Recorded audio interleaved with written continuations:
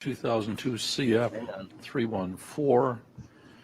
We are starting the afternoon calendar today and the cross-examination of Jason Ruff. And it's my understanding, Ms. Renner, you're doing the cross, correct? That's correct. Thank you. Anytime you're ready. All right. So, Mr. Ruff, I want to talk a little bit first about computers from 1998. All right, sounds good. So, these computers back in 1998, if they had internet access, it was a dial-up modem, correct? That is correct. And so the dial-up modem, you had said, made a funny sound when you logged it in, Yes. and it's kind of that quintessential, really obnoxious sound. Very obnoxious, yes. Okay. And a dial-up modem actually plugged into a phone line. That is correct. So whereas today we tend to have cable lines or DSL lines or something like that that comes to our computer, Correct, yes. this actually went directly to the same phone jack as your telephone. Yes. And that means that when you are working on the internet or looking at stuff on the internet, you couldn't make a phone call. That is correct. And anyone who called you would get a busy signal Correct. because there was no access if you were on the internet. That is true, yes. All right. Now, dial-up also had slower load times than we have today. Yes, it did. In fact, if you were downloading a movie back then, it would take all day. If that, maybe longer. Right. And whereas today we have Netflix, where we can watch it directly from the internet. Correct. And as we said yesterday, Netflix used to actually send out discs in the mail as opposed to actually being able to stream from an app on your computer. That is correct, yes.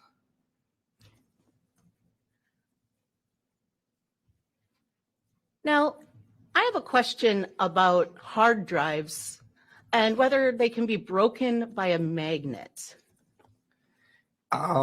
It's always possible. It's be hard to do that. You need a very strong magnet. Right. It requires a magnet that can create like 450 pounds of force. Something like that, yeah. And a magnet, even a big magnet that can pinch your fingers has about 7 pounds of force. I would have to go with you on that. I'm not sure. Right. So you actually would need something called a neodymium magnet. Yeah, I guess, yeah. And even those magnets might not be strong enough. Is that correct? Sure. Yeah. So this isn't something you could do with a magnet off of your refrigerator. Very, very unlikely, yes. So the computer at the Jensen's home had one user on it, Yes, and that was the buddy user. that is correct. So anyone in the home that would log in would be using that buddy user. Anybody using the computer would be under the user buddy. And there was no passwords set up. No. And let's talk a little bit about passwords. Okay. So today, passwords are a big deal, right? Yes. Making sure that your password is complex enough that nobody would be able to guess it. Yes, correct. And we always tell people, don't write down your passwords and leave it next to your computer. That is correct. And then most websites or email servers, for example, will have requirements of your password these days. Yes. Like you have to have at least one capital letter and one number, one special symbol, something like that. Yes, yes.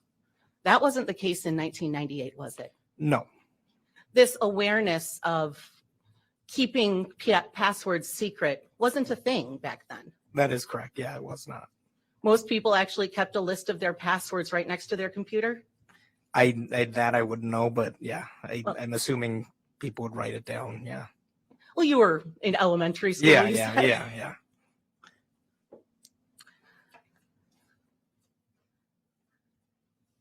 Now, when we're trying to figure out who was looking at a specific web page or something on a computer, one of the easiest ways to do that, obviously, would be if they had separate logins on the computer. Absolutely.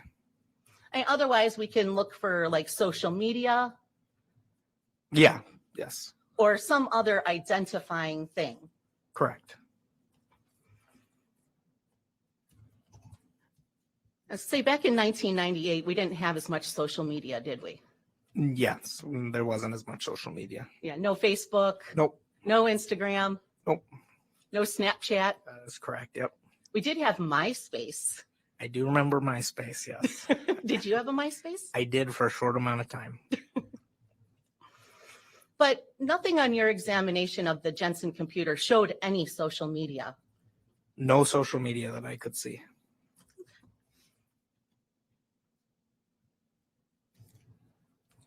Now, when you're getting evidence from a computer, you write block that. Correct. And write blocking basically makes it so that you can tweak the computer without it actually changing the original hard drive.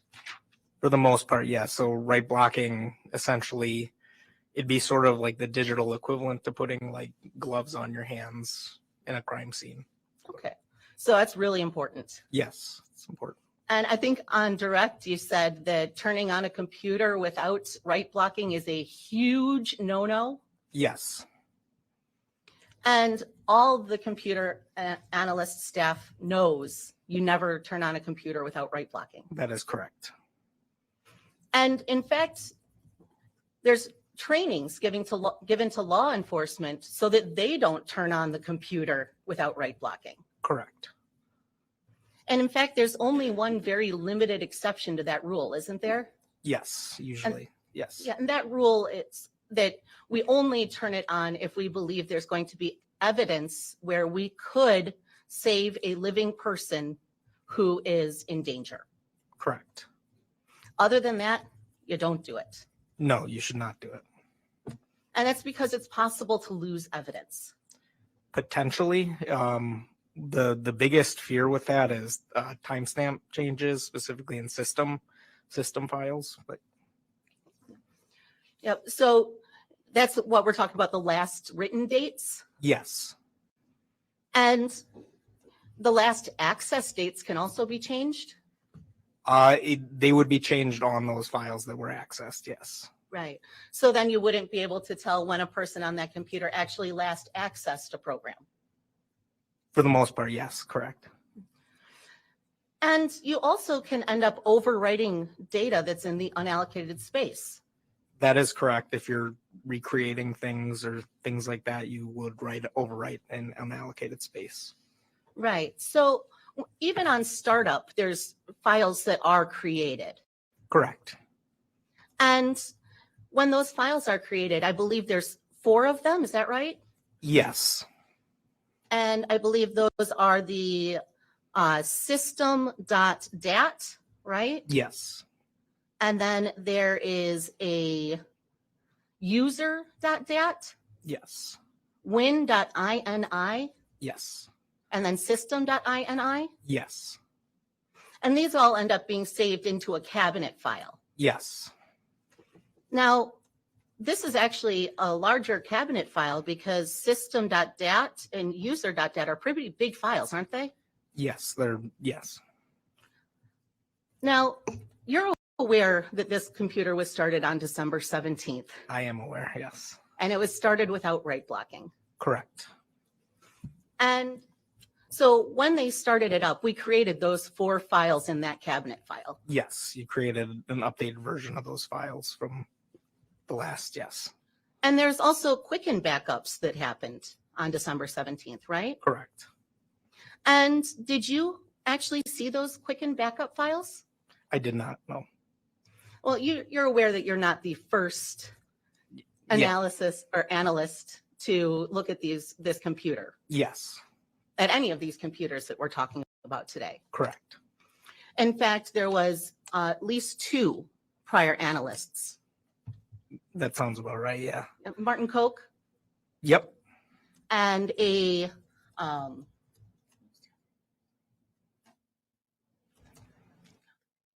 Rhonda Mitchell, right? Yes. Now, when you did your analysis of this computer, did you look at what they did in this matter? I read over their testimony and saw some of their reports and everything like that. I didn't go through absolutely everything that they did, though. So you are aware that so you read Martin Koch's testimony? Yes, yes. All of it? If I recall correctly, yes, I read all of it. So you're aware that he did find the Quicken files for the home account, right? Correct, yes. And in fact, he prepared a log or printed out a log of that account. I believe so, yes. I'm going to show you now Exhibit D65. Okay.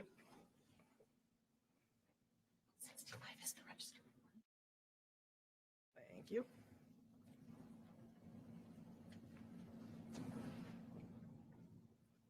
Do you recognize what this is? I actually do not, to be honest. Okay. What does it look like? It looks like some sort of balance sheet. For a checking account, right? Correct. And you recall in Martin Koch's testimony in 2008 that he indicated that he was able to access the 3 different accounts from Quicken. Correct, yes. And the first was the Jensen account. I'd have to go off of recollection at that, yeah. But that was there was an investment account under Jensen. That's what I heard, yes. And then there was an investment account under Sorensen. Yes. And then there was a checking balance account that was called Home. Yes. And does that appear to be an investment account? No, it does not. It's a checking balance sheet. Yes, looks like a personal checking. So that would be the home account? I would have to take your word for it that it's the home account, but yes.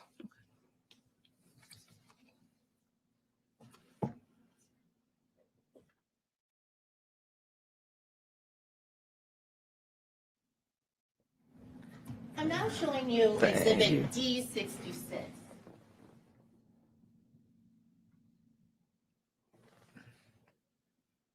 Do you know what D66 is? So I haven't seen this, but I remember it from the testimony. What is that? This appears to be the Quicken backup files or the Quicken files. And it shows that there was backups done on each of the Quicken accounts, right? Correct. And the home account, there's a number of backups that were completed. Yes. And that includes as late as November 30th in the afternoon. Yes. Are you aware that that was a weekday? Yes. And then there was November 28th at 3:42 p.m.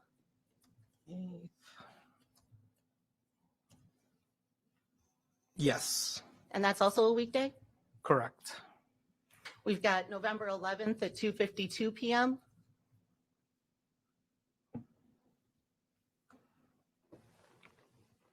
Hold on. Let me look.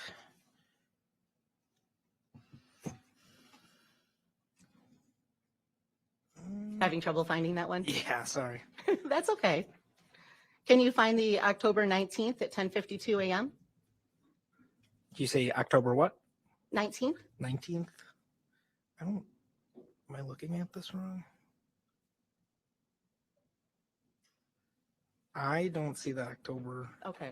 19th on here. But it's fair to say that there were backups There were of the Quicken backups. account for home happening. Correct. And they were happening on weekdays during the day? Correct. Additionally, there's backups for the Sorensen files that happened on weekdays as well. Correct, yes. And That's what during it those appears. magic business hours that we talked about yesterday between 8 and 5? Correct.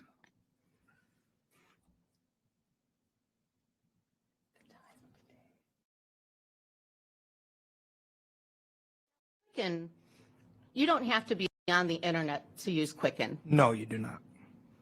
In fact, the Quicken program runs perfectly fine without internet. It does.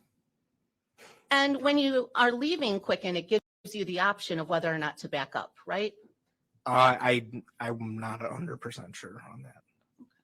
Would that make sense? That would make sense. Yes, it would make sense. Fair to say you're not an expert in Quicken, That is fair to say. Yeah. especially Quicken 98? Yes. Yes. I tried to do my research on it. There's not a whole lot there from 98.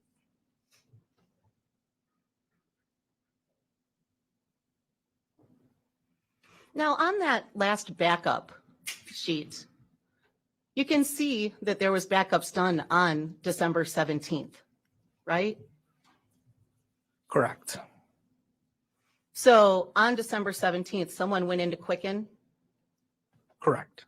and ended up backing up all 3 of those accounts. That is, yes, that's what it shows. And so when you do a backup like that, that's more data that is being saved onto the allocated space. Correct. Now, when you save something into allocated space, that can push other items out of unallocated space, right? Well, overwrite. Yes. Yeah. Overwrite? Yes. Okay, so it's not really a pushing, it's more of a writing over it. Yes. And the more things that you do on the computer when you have it started up, the more data that could be overwritten. That is correct. That's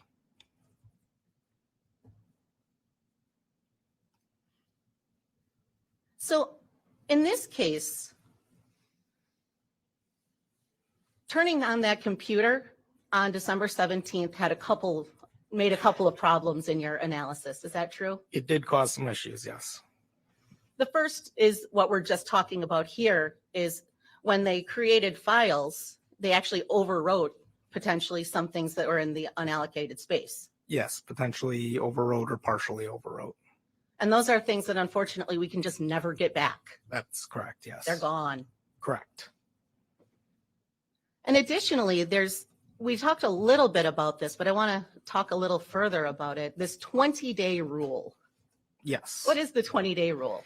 So the 20-day rule, especially in some of the older computers with internet history files and things like that, those system files will automatically start overwriting the older files after 20 days, just as a means to basically maximize the space that you have on your computer. So when you turn something on December 17th, there's the potential for overwriting anything before the 29th of September. There is a chance, although November. Yeah, no, I there is a chance, but the likelihood, because it would go into the unallocated space when it's overwritten, it's not double overwriting itself. So it would just be moved into that unallocated space. Right, after and 20 then anything days. that you did on the computer has the potential to overwrite it. Potentially the older stuff. So, for example, if you're going into a certain file on that day, updating it, it would update the older stuff related to that file folder. And unfortunately, because it's just gone, you can't even tell us what that would have been. For the most part, no. There's something called slack space, which is also a type of unallocated space. Because of how a hard drive is made up, it's usually made up in clusters of amounts of data, and sometimes files do not fill up those entire clusters. So there's space at the end of the files that is open that you can get, but for the most part, you can't recreate everything. So if we thought about the unallocated space like a bunch of blocks, Yes.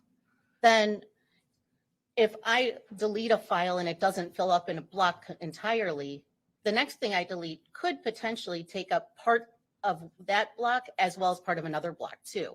It'd be somewhat more to the other way around. It would be, so data is stored in those blocks. When you delete it, those blocks remain the same. And then if you start writing over it, then it starts filling up that block space.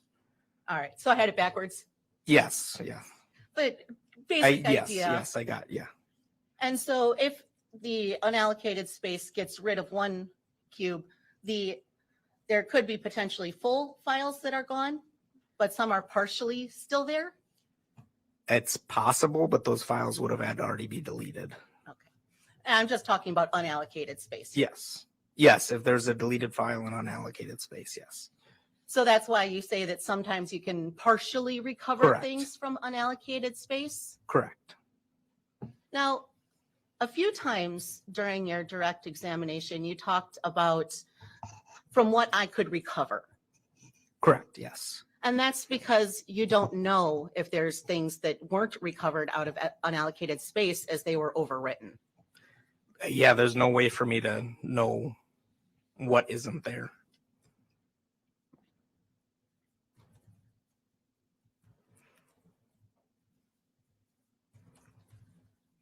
Now, going back to the Jensen computer,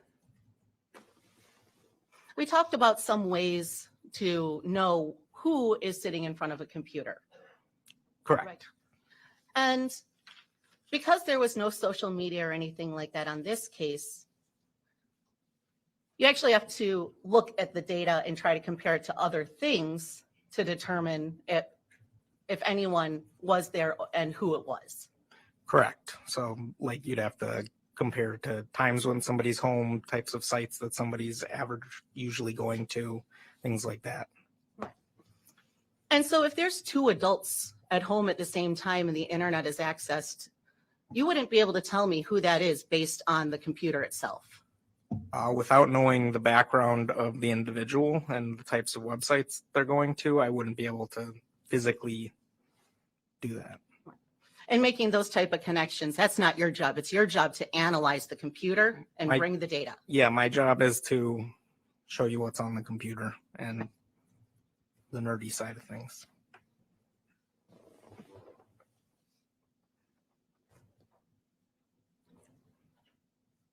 So now you were shown an internet history that you had created, right? Yes.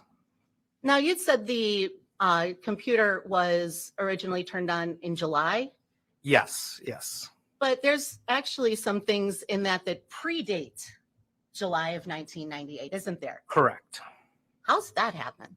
So a lot of files come to your computer. So if you are ever like me and you like looking at some of that old stuff, you can see when certain files are originally created back in whatever warehouse they were created at, because everything has timestamps.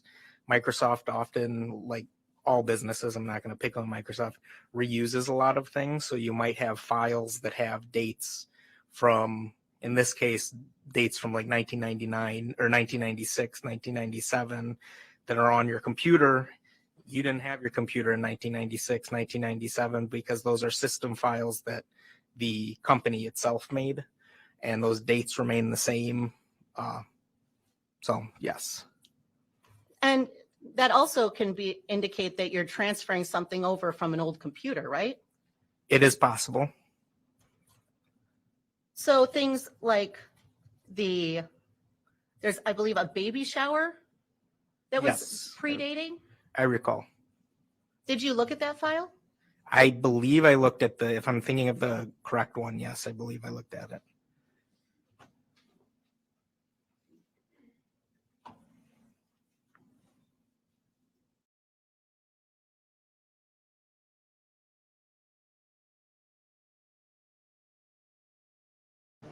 Real quick chat. One of our viewers said Beverly Jamboy is Bob Jamboy's wife. So we got that confirmed. Sorry, I'm over here listening to testimony. Beverly is Bob's wife.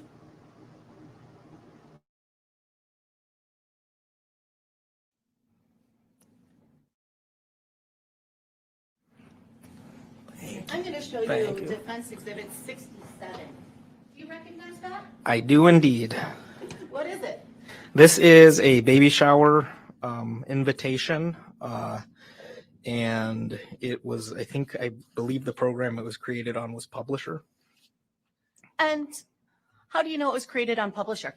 because I recognize it because I remember looking at this exact image. What is Microsoft Publisher? So Microsoft Publisher is to kind of simplify it, it's essentially a means to design your own cards, and I guess you could design your own books and stuff like that, book covers. Now, on the back of that, there's some writing, right? Yes. And what does that indicate? It indicates an invitation to Robin and Doug's baby shower by the Jensens. And who do you have to RSVP to for the party? Julie. And then it gives a phone number? Correct. Although it's a little bit broken up on here, but yes, it gives a phone number. You saw that on the Yes, computer yeah, screen. yeah. So even though my copy isn't Yeah. perfect, it is a true and accurate representation of what you saw on the computer. Correct.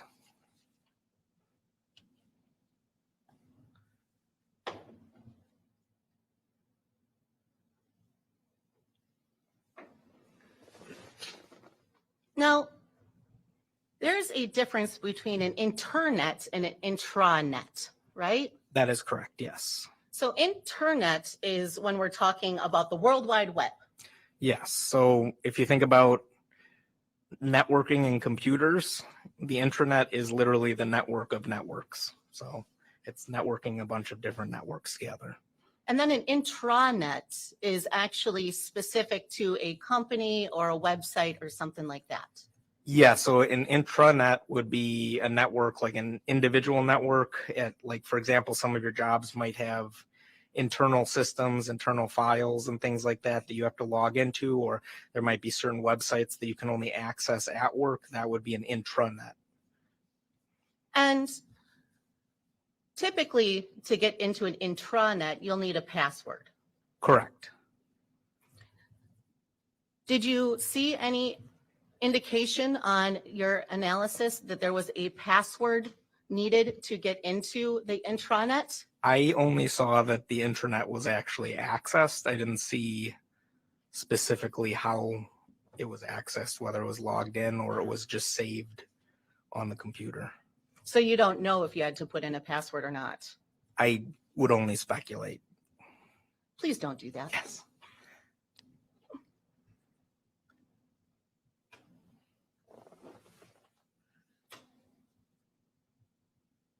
But so once you're in an intranet, you have the ability to access just about everything on that network, right? Yeah, whatever security permissions that you have. Now, in this case, there was logins to the Stifel intranet. Correct. And so anyone who gets into the intranet from the Jensen home computer could look at the information on there. Yeah, as long as they had access to it, yes. And when we're talking about that Stifel intranet, that also included the email server. Correct.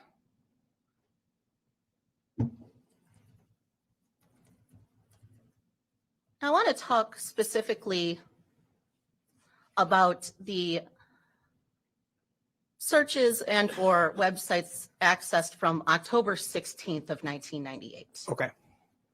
So this early morning string of searches, there's a Yahoo search for drugs, Yes. then a Yahoo search for botulism. Correct. Then we end up at a website defining botulism. Correct. Then we end up with this website on nitrate. Correct. And that website on nitrate actually indicates that it shows up, botulism shows up naturally in food and drink. I guess so. I don't fully recall what it said on those websites.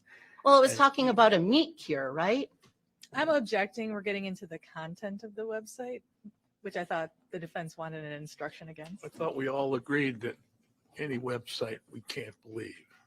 That is true, but I'd like to talk about what was displayed. Well, we know it was in food and drink, so let's move on. Okay.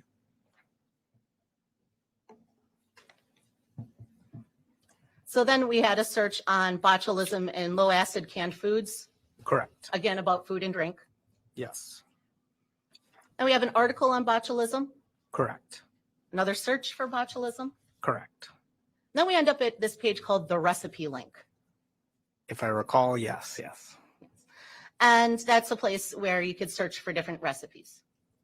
I believe so. Yeah, I don't know if that's true or not, but from what the website looked like, yeah. You haven't used the recipe link yourself? I don't even know if it's I don't know how many of those websites are even Or it's around an elementary anymore. school chef? No. I did home ec, but I don't think anybody wants me to cook. So Well, and then we end up with another search for botulism. And that lands us at a page about flavored oils and their potential for botulism. I believe I recall that, yes. So then again, we're talking about food and drink. Possible, yeah. Like Well- in this case right now, while we're talking, yes. Just what the page showed. What the page showed, yeah. I mean, yeah. Well, flavored oils are something you would, I believe you would probably put into food. I don't know. do you recall on that page that there's actually a notation about the possibility of poisoning your friends by giving them flavored oils? Based on the totality of the searches in that time frame, I could assume that yes, poisoning was in there somewhere. And then we finally end up with the search for poisoning. Correct. And then after that, we don't have another access until that night. Correct. And it actually starts again at 11:57 p.m., Yes. right? Yes. And at 11:57 p.m., we end up with this first thing being an article about a guy who tried to pipe bomb his wife. Yes. He was not successful. He was not. No. It was an attempted pipe bombing of his estranged ex-wife. Yes.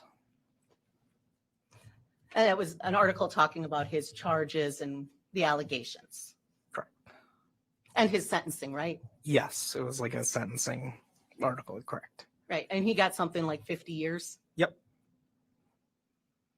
So then we moved on to a site about mercury fulminate. Yes. But there's no search in between that you saw. None that I was able to recover. No. And then we have this going to pool fun. Yes. And that talks about reversing the polarity of a pool filter.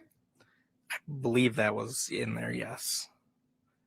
Do you know that reversing the polarity on a pool filter is actually how you would dissolve scale from the electrodes in the pool filter? I'm objecting. How would this? That's just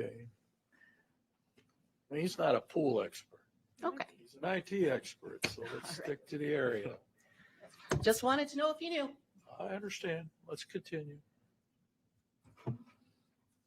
You can't guarantee that any of the information on that would actually be able to harm a person. I would not. I mean, I know that website, and I know that it's not all accurate. Some of it is. I don't know. Well, and then we end up with some nicotine searches, right? Correct. Then there's a look at these Stifel branch listings. Correct. Now, there's an email between Mr. Jensen and Ms. Labonte that was accessed. Correct. Now, that email was actually sent during the afternoon hours Yes. at like 3:25 in the afternoon, Yes. not when it was being accessed here. Not when it was being read and recorded as being read. Correct. Okay. And so then we have a listing of the Colorado Springs office. Yes. And about 1 a.m., we end up with the Stifel Find Names website. Correct. And I think it's fair to say that a search was done for the first name Kelly. That I don't recall, honestly. I think I remember that was in there, yes, but I'd be. Well, the next page that you saw was a bunch of Kellys. Oh, yes. My apologies. Yes. So whoever did this search must have been looking for a Kelly without a last name, Correct. because you ended up with a Kelly Labonte, a Kelly McDonald, Yes. a Kelly Snyder, I believe. I don't remember. and a all Kelly the- whose last name I'm not even going to try to pronounce. Yeah, I believe. So whoever did that search didn't put in a last name. Correct. Because otherwise you would have been limited to whatever that last name. That is seems, the yeah, that seems fair. Yeah.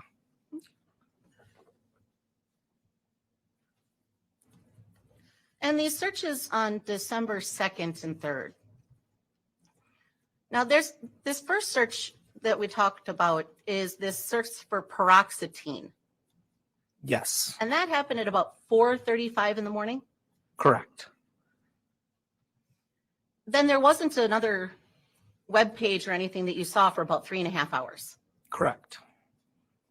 And that next search would have been at about 8:16 a.m. That sounds right. Yes.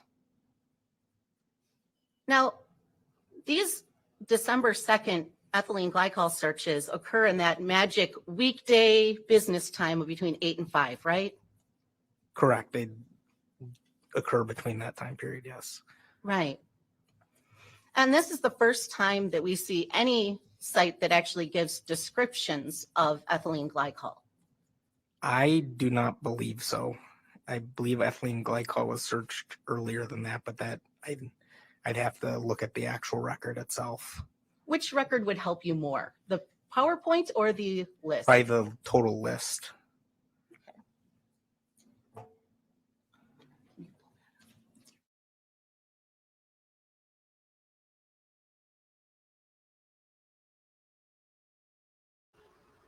I don't know if you guys are paying attention, but I am over here having a good time.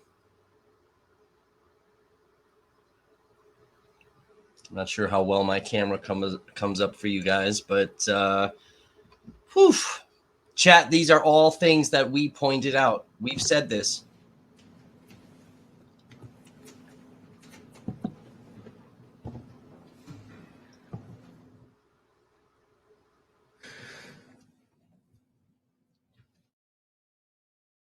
Clerk, could you turn us on, please? They literally touched on everything so far that we talked about at the end of yesterday's There we stream. go. Everything I pointed out, defense is on it. They're on it. Now, I'm going to say that they watched How our would you like stream to do this, and we Mr. gave them the idea. So the easiest way probably would be if you do just like a Control F and then type in. You want to say for the record what we're looking at? Because is it an exhibit that's been marked or is it the PowerPoint? I think This this is, is from Exhibit 55. Okay. The Exhibit 55 includes the thumb drive. So it has this internet history that was testified to on direct as well as the All right. PowerPoint. Thank you. If you want to type in like Ethel or something like that, just so I can see which dates it was again. Well, there was a notation of ethylene glycol on a search page from November 10th, Correct. correct? Correct. But that was not what was being searched for at that point in time. I don't believe so. No, I don't know. It just showed up on the page. It's on the page. Yes. And that's actually the first time you see ethylene glycol was that November 10th page. That sounds about right. Yes. Then, do you recall seeing it again until December 2nd? I am not aware. There's so many dates. I don't remember.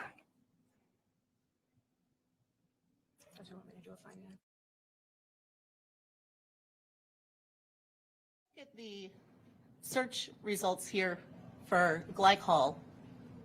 It's coming back to December, right? Okay. Yes. So fair to say that Fair to say. Yes.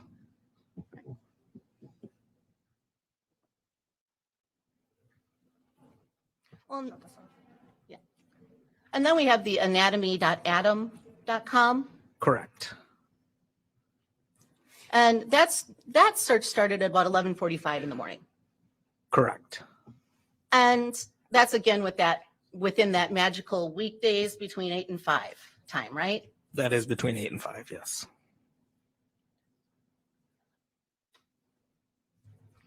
Now, we don't actually have like a computer webcam that could show us who is sitting there, No. not on this computer. No. And we don't have like, in fact, when you were given the computer to work on, or when it was given to the crime lab, I should say, Yes. was there a monitor included? That I don't even know because I was working off of the forensic images. Okay, so you never saw a keyboard No, or a mouse, none of the peripherals. No. and you're not aware of any testing done on those? Nope. Nope. All right.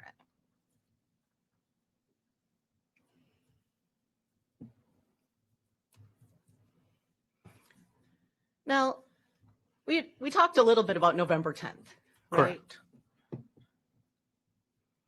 Now, on November 10th, there was an alt.suicide news group that was signed up for. Did you see that in your analysis? I did see it. Yes. What's a news group? So back in the day, this was probably even before, well, around the time, if people remember, like AIM or instant messaging and stuff like that, there were also things called bulletin board systems, which is, without going too deep into it, it's very similar to that. So they were essentially groups where people could talk about certain topics related to whatever, in addition to each other. So, yeah. I think most people are familiar because of alt.scientology, That I'm not sure. Yeah, I don't know. but these were basically a place where you could sign up and then be a part of these bulletin boards. Yeah, so the bulletin board systems, you would generally have to connect through some sort of like IP protocols and things like that. So yes. Now, also on November 10th, there was searches for suicide. Correct. In fact, there was a page accessed, included a search about physician-assisted suicide. Yes. There's a web page about Noel Early, Yes. and he, according to what you saw, Yes. was an advocate for physician-assisted suicide and euthanasia. From what was portrayed on the webpage, yes. We don't know if that's true or not. Yes, correct. Just like we don't know about the polarity of pools being true or not. Correct. Now, November 10th, like I said, was the first time that we saw any reference to ethylene glycol in the computer. Yes.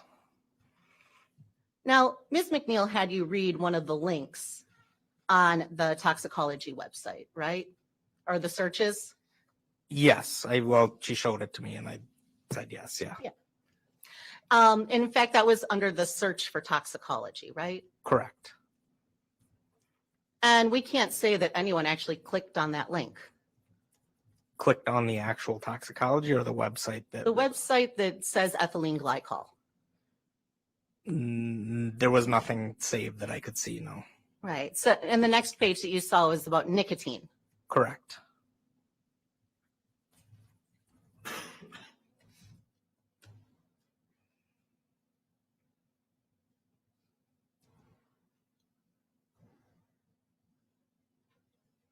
Now, with all of these searches, there's nothing in the computer specifically that says this was searched by Mark Jensen or this was searched by Julie Jensen, correct?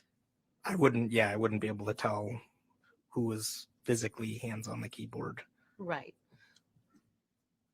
And there's no way that the computer could tell you that based on what was available at 1998.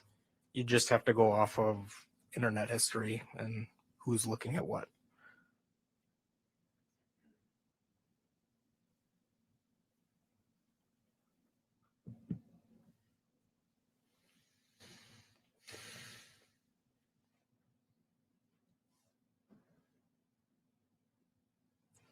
No further questions.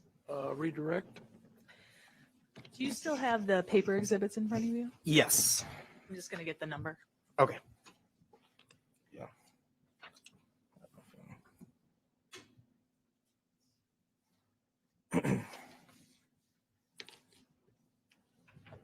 Thanks.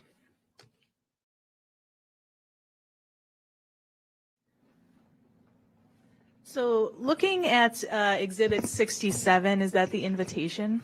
Yes. Do you have any idea who Doug or Robin are? I have no idea who Doug and Robin are. Do you have any idea whose friends they are? I do not. And when you looked at the program that would have been used to create that invitation, is what you see there on the page, is that essentially a template? Yes, it's a template. So nothing too creative happened, just someone typing into a template? Yes. And then looking at Exhibit 66, these Quicken access times, Yes. do you have any idea what was actually happening with the Quicken program during those times? I do not. It looks, yeah, I do not. So you can't tell if something was being edited or added or anything like that? No, they look like updates. Okay, and so what do you mean by it looks like updates? Just based on the how it's going, the last accessed, file created, and last written. It's basically happening in a matter of like 2 seconds in each item. So the update was created. For example, let's look at. I'll just pull up the first one. It says that it was created. This is November 30th, 98 at 2:29:36 seconds. And then it was last written 2:29:38 seconds. So that looks like it was just a file update. And is that something that would happen automatically, or do you know about Quicken? It could possibly happen automatically. And so this exhibit here doesn't really tell you what activity is actually happening on Quicken. No. And there's some reference on this Quicken both to Jensen and to Sorensen, correct? Correct. And we saw on the screen the Sorensen account with all the stocks. Correct. And again, you wouldn't have any knowledge of who that actually is I do not. or why someone would be accessing that on the Jensen home computer. No.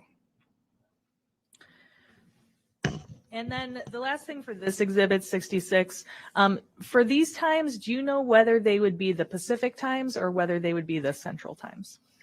I would have to know a little bit more about Quicken, just because it would be based off of if it's a web-based thing. So if the web had to be accessed, it would be in Pacific time.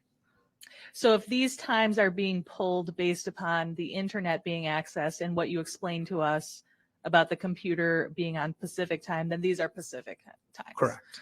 Versus 1998 Quicken, whether this was actually accessed through the internet. Correct. And did you try to find information about 1998 Quicken? I did. Was it pretty limited? It was very limited, yes.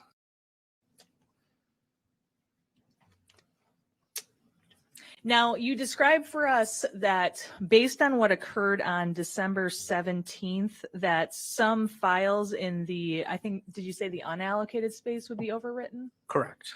Okay, and why would that have occurred with the booting of the computer? So the files that would have likely been overwritten, it would have been based on however large those system files were when they're overwritten. What would have been recreated are those system files, and their timestamps would have changed. Because if you remember yesterday, I kind of explained how computers are essentially giant filing systems, sort of like a card catalog or something like that.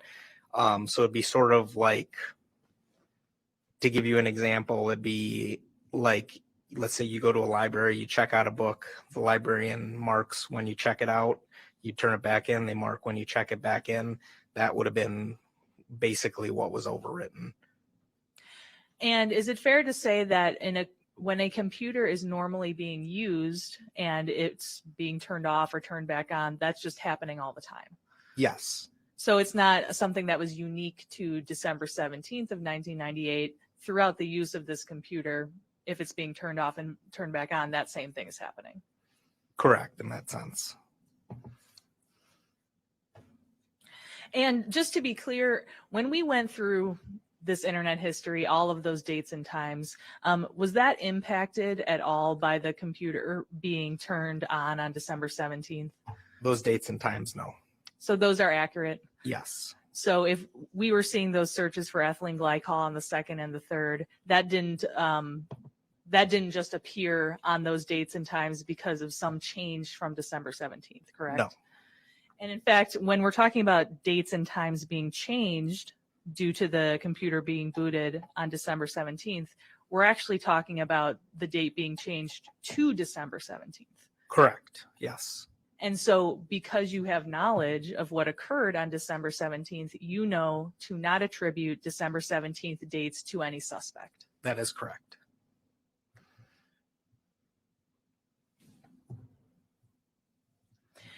Now, you were asked some questions about the search for botulism and the various things that were accessed, correct? Yes.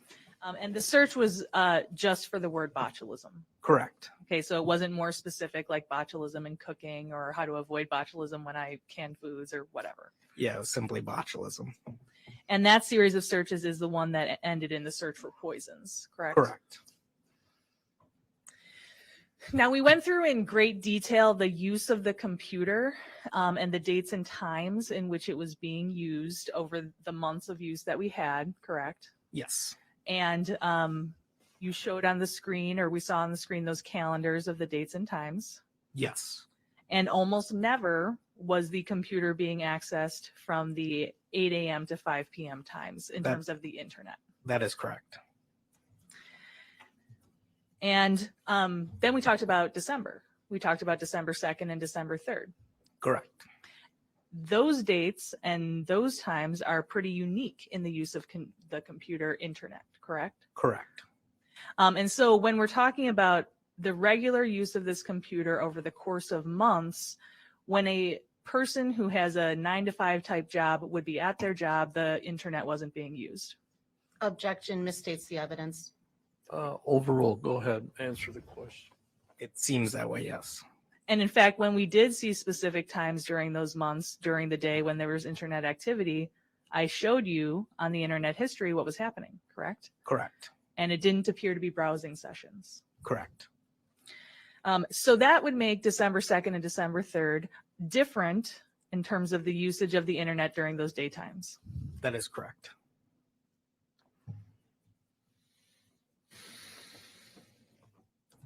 Now, you were asked some questions about November 10th, and the search is done beginning with suicide Yes. and then physician-assisted suicide. Correct. And then among the string of searches happening on that day, one of them was nicotine. Yes.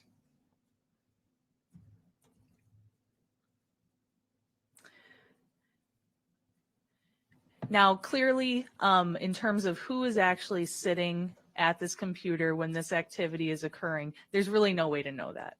Correct. And even in modern times, you still don't have a camera recording someone sitting in front of a computer when you analyze current computers today, right? For the most part, yes. Computers hopefully are not recording us as we're sitting in front of them, right? Correct. Unless somebody's recording themselves. So even today, when you're doing an investigation, if there is a question in terms of who was at the computer and who was using it, you have to look for some type of context clues. Yes. Now, for instance, it could be very easy where there's a login and a password. Yes. And so it makes it unlikely that it's anyone but the person who's logged in, Yes. but not impossible if their password is available or someone knows it. Yes, that's correct. But this computer was not that way because the username was Buddy and there was no password. Yep. And so when examining this computer to determine, well, who was using it, who was conducting these searches, you had to look for clues. Yes.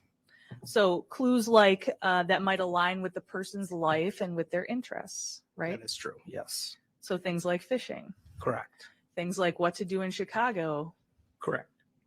and things like vacationing at Big Cedar. Correct. And so whether that means anything to you personally as the computer analyst, that's what you're looking for in terms of clues of who's accessing the computer. Yes.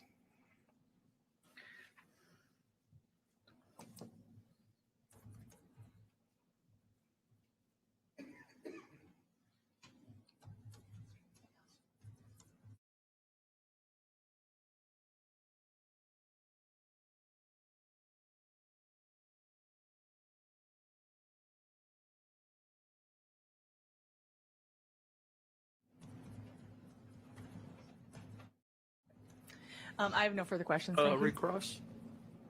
Just a couple questions. And I apologize to get back into Quicken, but we're going to get back into Quicken. Fine.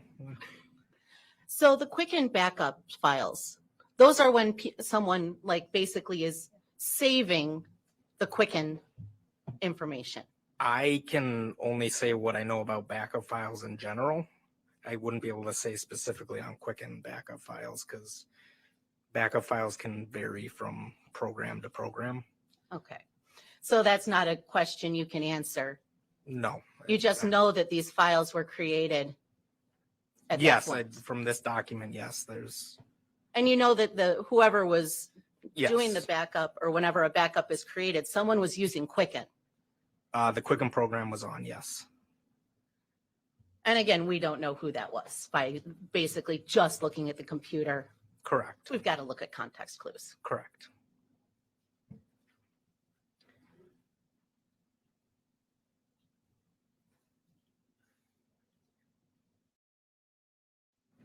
Now, Quicken, we know, at least we believe, you testified to already, it doesn't require the internet to work. No. So this is not a web-based program that would have problems with the times on there. No, it shouldn't. Well, I don't know because the Quicken program itself can be opened up like most programs, but it did have a web-based portal on it. So like it had a stock ticker in there as well. So I don't know what accesses what specifically. So you can't say that the dates and times on there are wrong. I can't say they're right or wrong. And you can't say that they're Pacific time. I cannot. Anything like that would just be a guess. Exactly. So what we have is those dates and times, Just this document, yes. nothing further. You are excused. Thank you.